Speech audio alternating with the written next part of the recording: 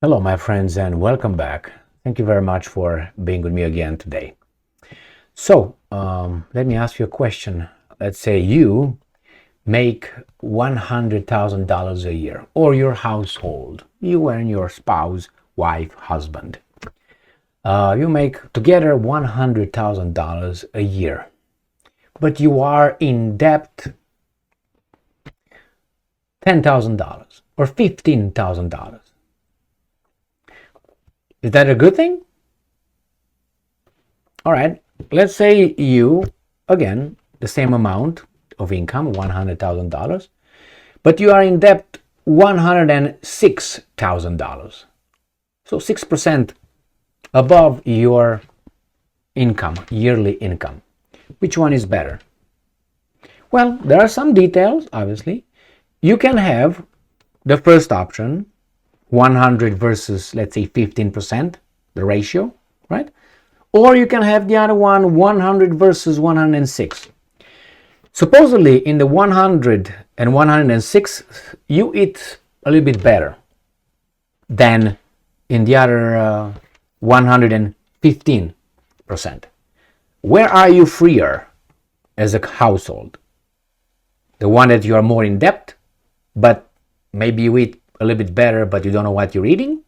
Or in the other one where you can technically pay that off, is very manageable. Which country do you think manages money better and is more free or freer in the world of international finance? Now, the one with 115 is Russia. The other one with 100 and 106 is the United States of America. Do we have a higher standard of living? Yeah? Okay. But as a country, are we free? Well, that's many other questions that we can ask. Let me show you here some data. All right, so we're going to start with this from Russia Today. Russian foreign debt to GDP hits record low. The country's liabilities decreased to less than 15%, according to central bank data. Russia's external debt continued to shrink in the second quarter of 2023, dropping below 15% for the first time, RIA Novosti reported on Tuesday, citing data from the country's central bank. Unless they're lying, and we don't lie. Right? According to the report, the figure has steadily declined over the past few years. It fell to 31% in 2020 and to 26.2% at the end of 2021. Last year saw a significant decrease in Russia's foreign debt to GDP ratio to 16.6%, while in the first quarter of 2023 the figure was even lower at 15.45%. In the second quarter of 2023, debt obligations continued to decline, reaching a total of 14.96%. As of the end of June 2023, gross external financial debt, both government and corporate, was estimated at approximately 29.9 trillion rubles, which is $318 billion. The Bank of Russia also published data on external debt per capita based on the results of the second quarter, showing the figure decreased by 4% to $2,300. Statistics show that this is the best level since 2006, when this indicator was at 2,200. This is the first one. The other one is this. Sputnik says the same thing. Russia's external debt to GDP ratio at a historic low. And we have this.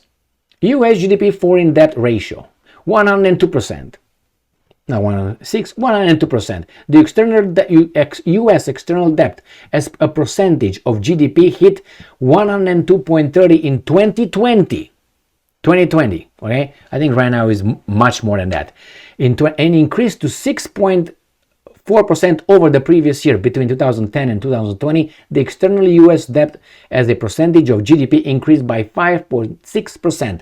This is 2020. Calculate if it increased by 5.6, calculate that in the last 3 years, and you're going to get to more than 106, as I said.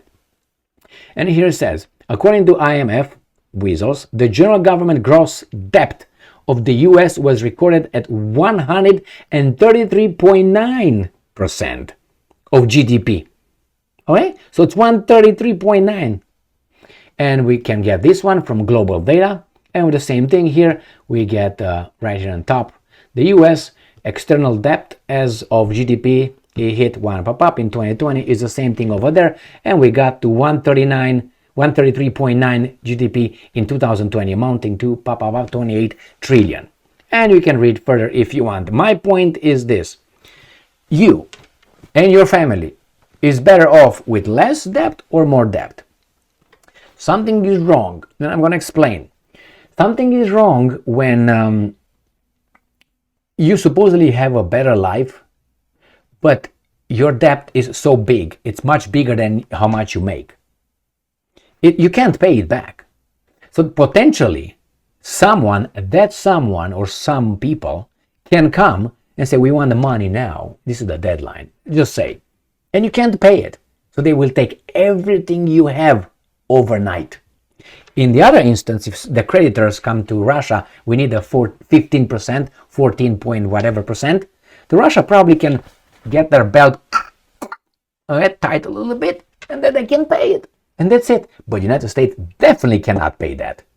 So just an observation on a different way of seeing life, I think, and dealing with your money. For instance, for me personally, and I'm going to share something personal, if I don't save money, it's a tragedy. Even if I save $1, I don't have to save hundreds of thousands of dollars. If I don't save money, that's the way I'm wired, it's a tragedy. Debt, get rid of everything. All right? That's the way we've been taught, or I've been taught in Romania. And it worked excellently. Yes, you used credit, but pay it as fast as you could. And you didn't feel easy having that credit. Well, you can say, well, that's why you're not right now a big owner of a big company. Well, I would have a lot of stress if I would be over there, and I don't want to. You think those guys, the millionaires, billionaires, are just... Some of them are, but I guarantee you most of them are stressed as fuck and work like slaves. When you hear these guys, well, the billionaires, the millionaires, they imagine that they all somehow have their own private beaches around the world, sucking some margaritas on a beach with some ladies massaging them or something. There's not enough room on this planet for all these millionaires and billionaires. If that would be so, and it's not, where are they? In their offices. Poor guys. No, I'm not saying that, but it's just a misconception. And you have some communists who are based on resentment. That's what it is. Jealousy, envy. Oh, you should not earn more than, you should not have more than $20 million. Says who? You? Fuck you. You should not have pants on. Because other people in this world, they don't have pants on. You should not drink, you have a clean drinking water. Because I don't know how many billions of people don't have drinking water. How about that? You're a rich bitch compared with most of this population. You look up, why? Because you're not on the top. So that's your jealousy. But you're on top of everybody else. Imagine these guys who are born in United States of America, for instance, just by being born. They're already born economically, financially, potentially, way ahead of what? 90-some percent, 95% at least of the entire population. I mean, US population is what? The 330 million or something like this. Let's round it. Let's say 330 million. Well, we are what? At 7 billion? Did we get to 8 yet? Even if you get to 8, United States is at what? As I said, maybe 4%, 5%. I'm just, of this. You are just by being born here. And imagine that's the bottom. Now, if you grow in the society, let's say in US society from 0 to the richest person, you go here, let's say 70%. Can you imagine how many people you left behind? If you're in the first, let's say 30% of your population, of your group in the United States of America, you look at all the industrialized countries, and that will get you to maybe not even 1%, less than 1% on this planet, less. So you're part of the less than 1% of the humankind. The humans, the population. So you're a fucking wealthy motherfucker. What are you talking about? So don't give me Why? You want to have that one. Your problem is with those guys. You don't look down, that everybody's looking at you as you look at that little tiny number of people. Put it in perspective, my friends. You don't go and you shit in the woods, or you dig a hole over there and nobody sees you, and take a poop, and you wash with whatever, I was about to say a river, but I will not say, with a river water or something, or not even wash, you just use freaking leaves. There are people doing that, my friend, and if they're not like that, close. And you say, Elon Musk has too much money. Who are you? The one that has the balance of universe. Who gave you the authority to think? Who's another thing? You can think. Who gave you the authority to say you have too much money? You have too much money. Always gets me with these guys. Now you have these guys in the union and the GM. I have to say a lot about that, okay? A lot about that. And they say they should be the idiot in charge of the union, the UAW, auto workers in Detroit, said there should be no billionaires. Who the are you? Fuck. Who are you? Actually, the other way around. That, not. Who are you? He should not be billionaires. You make too much money. You make too much money, motherfucker. Compare yourself with the rest of the world. I'm working, so they do. They work as well. Should be no billionaires. And believe me, people at GM, they don't make $20,000 a year. They don't make $30,000 a year. They make good money, but they want more. If they can, good for them. I'm just saying, when I hear these kind of people looking up at that little thing over there, when they are right there on top of the world, just by being born, having the potential. All right, so again with the Russians, the same thing. What do you want to be? You want to be the guy with all kind of credit and debt on your head? Or you want to be the one that you can pay it if you want tomorrow? It's like you have a credit card, and your credit card has, $50,000 already on it, used, or you have, $800 on it. You can pay the $800 if you want in a month or two, if you want, right? And you should. Thank you very much for being with me again today. Stay strong, stay smart, look for the truth, and be just.